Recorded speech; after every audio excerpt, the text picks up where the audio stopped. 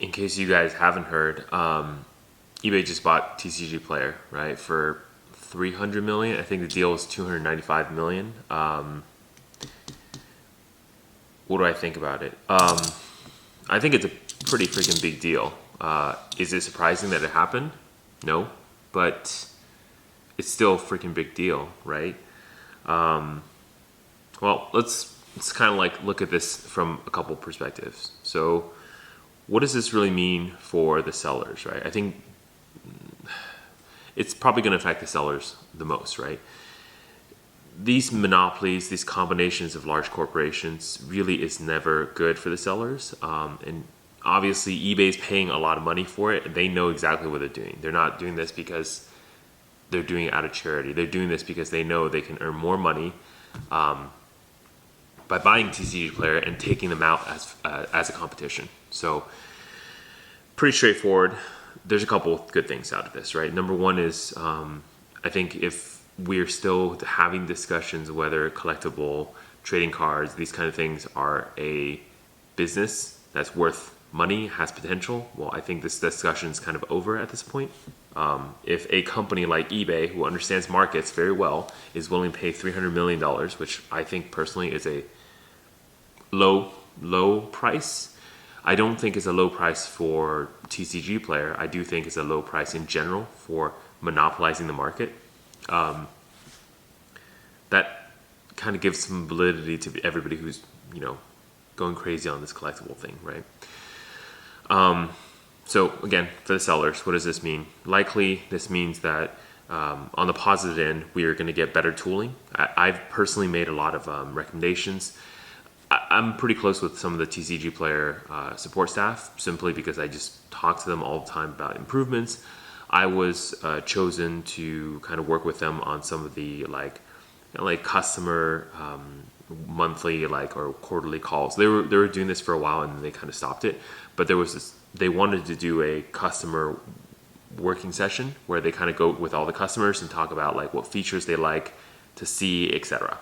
I was working on that with them for a while, but they kind of stopped that program. Anyways, a lot of the things that I've been pushing them to do were things that I saw that eBay was doing better. For example, if you sell trading cards on eBay, about the like $25, $20 envelope shipping. So for some of the lower value cards, you can ship in an envelope. It's much cheaper and you get tracking, which is really nice. You don't have that today with like a plain white envelope, so it's kind of a pretty high risk if you ship cards this way. If a buyer decides to just screw you over, they totally can, and you really have no recourse because you can't prove that the card even arrived or shipped. So that's number one, right? Number two is like I like, honestly, eBay's inventory system is a little bit better than TCGplayer. I mentioned to TCGplayer that whenever I sell items, I would love to know on the selling page, like when there's quantity, what's my remaining quantity in inventory. This way, when I go to pull cards, I know, hey, I sold 3 and I still have 5 left, right? I want to make sure that number is correct. And sometimes there's been a couple times where on TCGplayer, this happens where I would oversell and I realized I ran out of inventory.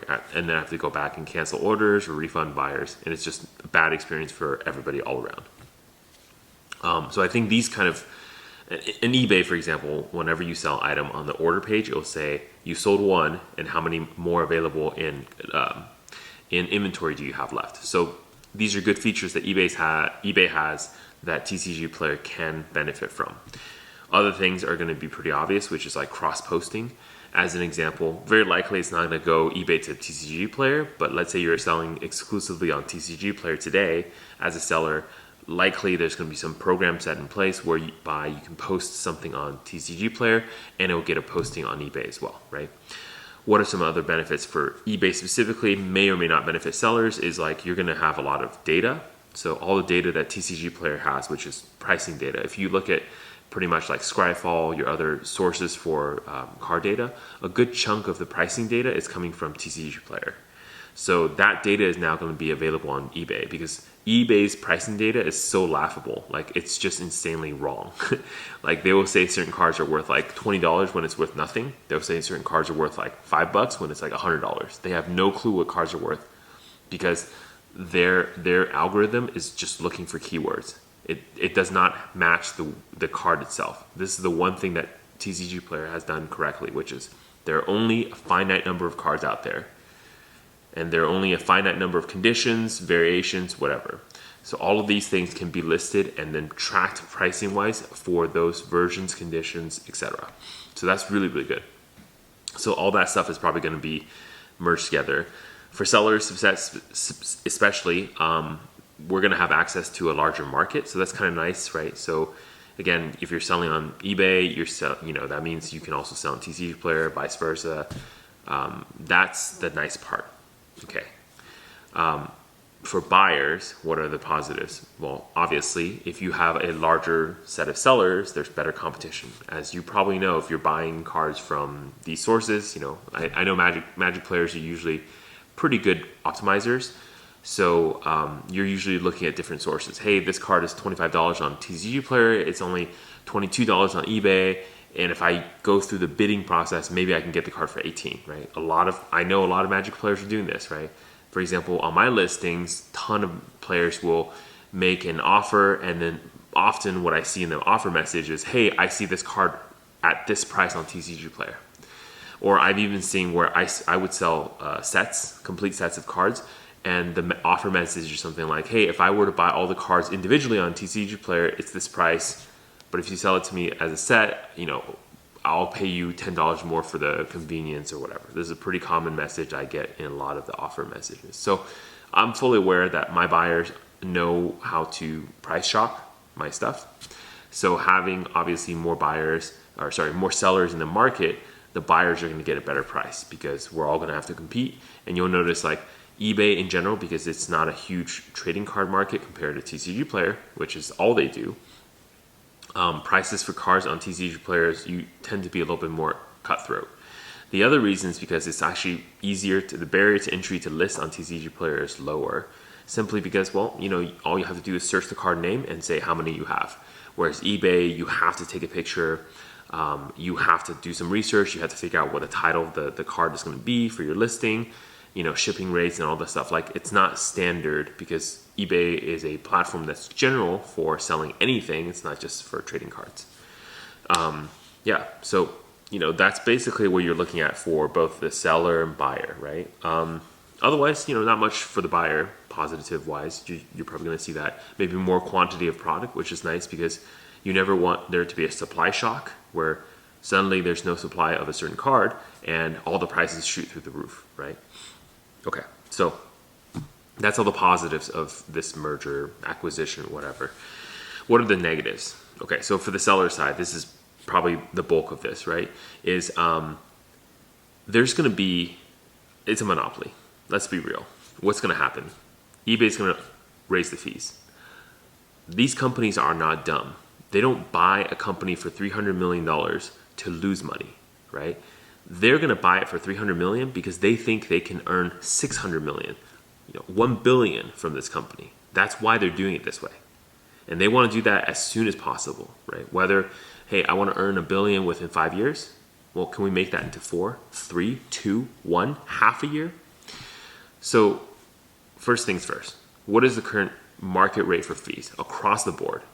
About like 13%, right? So you're paying about 13% for fees, or 12 point whatever. And then you pay credit card processing fee if you're using credit cards, etc. And then of course there's going to be a standard shipping fee, right? So eBay is already doing things that are very aggressive. For example, eBay charges fees on taxes. I've never seen other platforms do this, but eBay does. So here's an example. Let's say you live in California like I do. You pay $100 for a card. That card comes with a sales tax of about 10%. So you're actually paying $110, right? Let's just, for the simplicity of this conversation, assume free shipping, everything. Let's look at what happens on the seller side. A lot of people don't sell cards, so they don't understand when a card is listed for $100, what does the seller actually get in pocket? So as a seller, I sell this card for $100. What you're paying is $110 because you're paying the taxes, remember? So I first have to pay a fee to eBay. What is that fee a percentage of? If you're thinking I'm paying $10 or $13, which is 13% of $100, that's not true. What I have to pay eBay is actually $110, so the entire transaction cost times the fee. So what that means is basically I'm paying them about like $15 just for the fees, okay? In addition to this, I will then have to pay for shipping, right? So now if you're shipping and then if you consider, hey, it's $100, do you want to insure it? If you want to insure it, you add a couple more dollars. Let's say we ship it in like a just a normal package, first class, right? USPS. You're looking at about like $3 to $4 ish, that range. Nowadays with USPS rate increase, probably around closer to the $4 range. And then, if you want to insure anything like that for $100, you're probably going to be paying another $2, so $6. So in pocket for me as a merchant, I'm already out $20, $21, right? So that $100 card that I sold to you, when it comes to me, I'll probably actually pocket about $80 total. Okay, so just so you understand how this works. So again, what is the haircut for a seller selling on eBay? It's 20%. What is that on TCGplayer? It's a little bit better because TCGplayer doesn't charge the fees on taxes. Now, you might think 13% of $10 is not anything. True.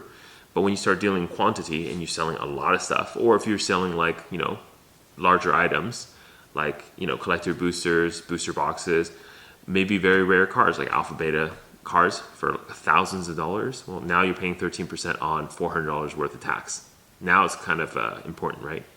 So now, again, I'm not going to go into details, but there are fee caps on eBay as well. So when you sell above a certain amount, right, the fee is locked in. It doesn't continuously, like you can't sell black loads for $500,000 and still pay 13% of $500,000. That's not going to happen.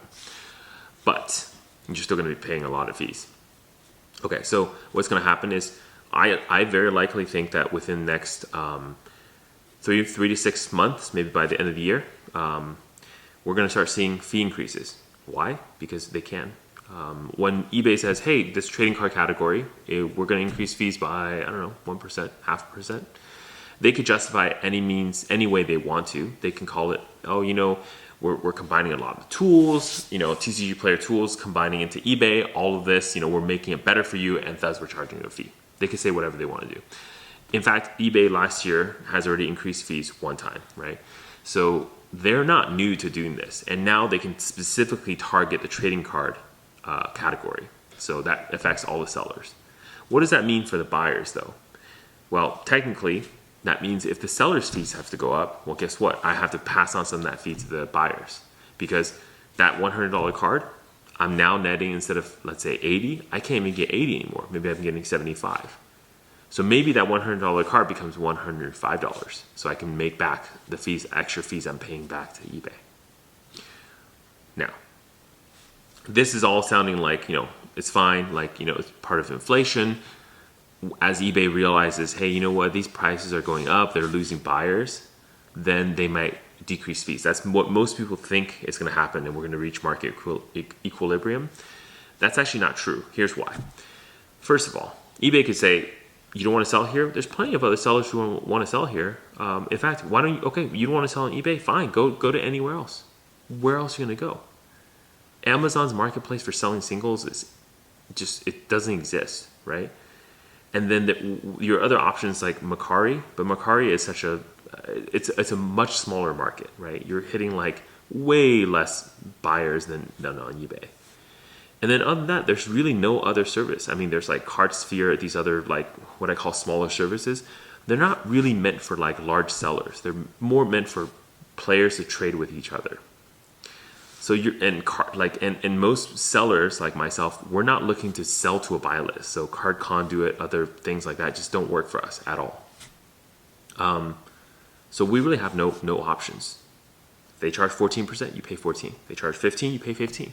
They charge 16, 17, 18. There's a number, obviously, where maybe we just give up on the business because that's all of the margins we have. But until we reach that point, we just have to, use this platform. And eBay knows this very well. It's not like I'm revealing this in a video and eBay's taking notes and they don't care. They already know this. When they bought TCGplayer, remember, these deals don't just happen because somebody woke up and says, hey, I'm going to pay $300 million for a company. They've been in contract for a while. In fact, I believe eBay has been in contract to buy TCGplayer before TCGplayer even acquired Channel Fireball. Pretty sure that's true. these things don't take a long time, right? So obviously that deal went first, so they would have known as they're going through the acquisition process that, hey, TCGplayer is going to buy this other company as well. So yeah. The other things, right? So as sellers, obviously TCGplayer owns Binder POS and some other tools and etc. companies. All that's going to be part of eBay as well. So there's that. Obviously, the authenticity program is going to get merged. So likely on TCGplayer, above a certain amount, you're going to go through the authenticity program that eBay offers. Probably. You can't just sell a card and, have no authentication. And now, as a seller, I remember maybe I want to say like 4 or 5 months ago, TCGplayer was asking all of the sellers like, hey, what do you think about an authenticity program? Would you use it, etc. And now it's become obvious why they were asking questions like this, because eBay rolled this out, and within about maybe even a month, TCGplayer was asking questions. Not because they were trying to copy. So originally when this happened, I thought they were going to copy what eBay was doing, but now I realize what they were doing is setting the expectations for the sellers to know that, hey, this is coming, because once we get acquired by eBay, this is the first thing that's going to happen, and force everyone to go through this program, right? And here's another reason they can increase the fees. Guess what? We're giving you authenticity, right? So we have to increase the fees to cover for that service. That service isn't free. So that's exactly where this is going to come. Yeah. Now for the kind of like a curveball, right? So I've been thinking about this a little bit too, is why did TCGplayer buy Channel Fireball to then immediately sell themselves to eBay? Say maybe they were trying to like build a bigger company, get a better deal, etc., and say, hey, we have a lot of potential. Look at all of our revenue numbers, etc. Right? TCGplayer is a private company, so they don't have to share any of that numbers publicly. But as far as I can tell, like this company's funded by Andreessen Horowitz, very famous angel investors, basically investors here in the Silicon Valley area, California. It's very likely that they were trying to beef up the books, right? But I think a really, really interesting part is this. So remember, Wizard is basically using Amazon as their LGS, right? Wizard doesn't sell boxes of cards or singles directly to us, the players, the buyers, etc. But because of their relationship or partnership with Amazon, technically they are doing that. They're skipping the distribution model and going directly through Amazon to the buyers. Now, what does Channel Fireball do?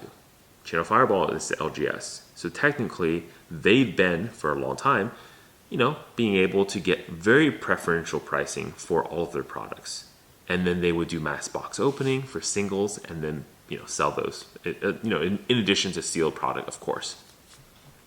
Now, TCGplayer buying Channel Fireball means almost nothing because, hey, they buy the content, there's a marketplace, but TCGplayer doesn't need the marketplace, so that's pretty much going to just get canned, right? So in some ways, this is fine.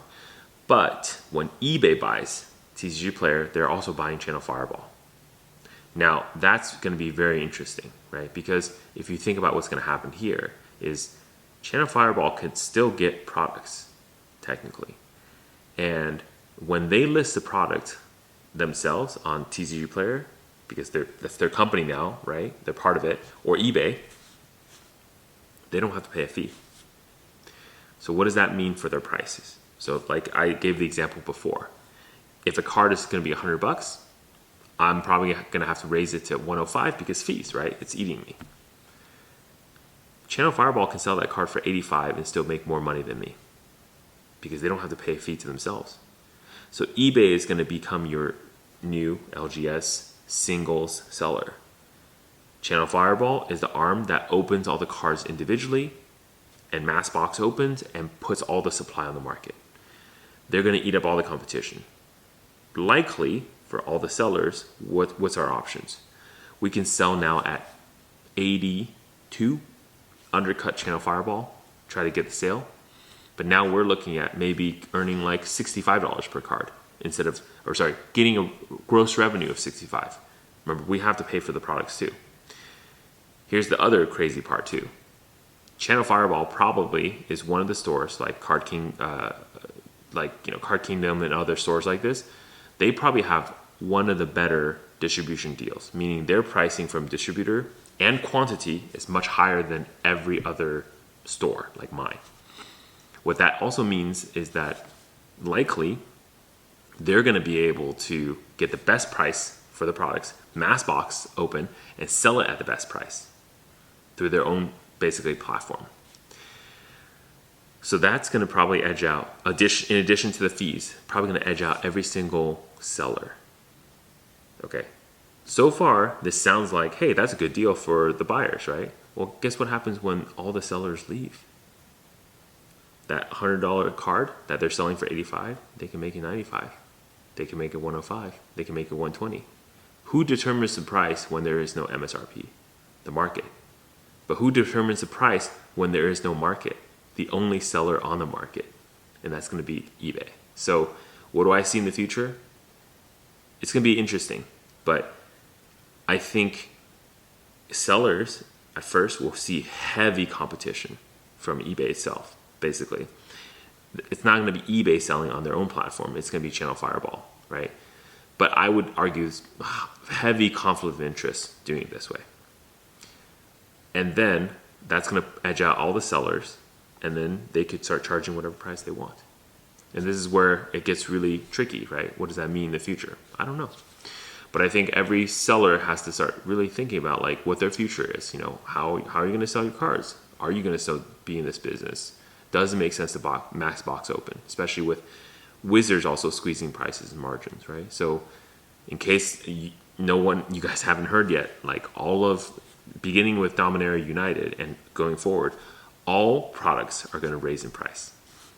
That just means, hey, like every product coming out of Wizard, they're going to charge more to the distributor, which is going to just pass that price increase onto the sellers, which means all the cards are going to go up in price as well. So realistically, I think overall, this is kind of pretty bad, right?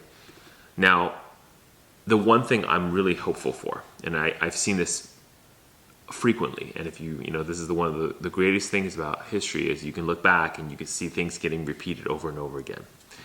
But whenever situations like this happen, there are always upstarts who are looking around and thinking, this is my time. This is my time to do something about this. This is my time to go and say, hey, I'm going to challenge the Goliath, right? The David's going to challenge the Goliath. And here's the reality. Do you guys like eBay? Like, truly, do you like shopping on eBay for collectibles? I bet you, most of you don't want to deal with it. You don't want to deal with shady sellers. You don't want to deal with eBay's system. You don't want to deal with eBay's money back guarantee.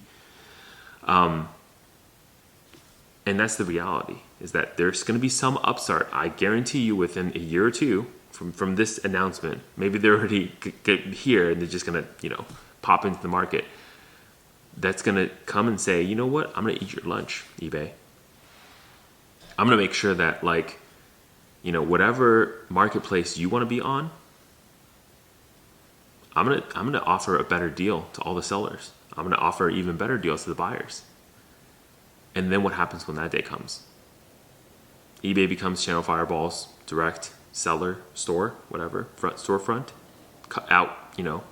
outpacing every single seller. But elsewhere, we're going to have sellers being able to directly sell to the other customers and maybe potentially have a better fee structure than we've ever seen before. So I'm not worried, I guess, that this is going to be a huge problem, but I do actually think, for the interim in going on for the next maybe a year or two, it's going to be rough rides for sellers and buyers. Yeah. One last thing. When they say things like, oh, we'll combine support, it will get better service. Let's be real. You're not. If you ever had to deal with eBay, and I've had to call their support many, many times, it's night and day difference between them and TCGplayer. Night and day. TCGplayer is a small company. They care about their customers. When you talk to support, there's I think the last time I spoke with them, I swear they have one person. I don't want to mention her name, but you know, she's the one who answers every one of my emails. I swear there's one person handling every single customer request at TCGplayer. Maybe about, you know, a year ago.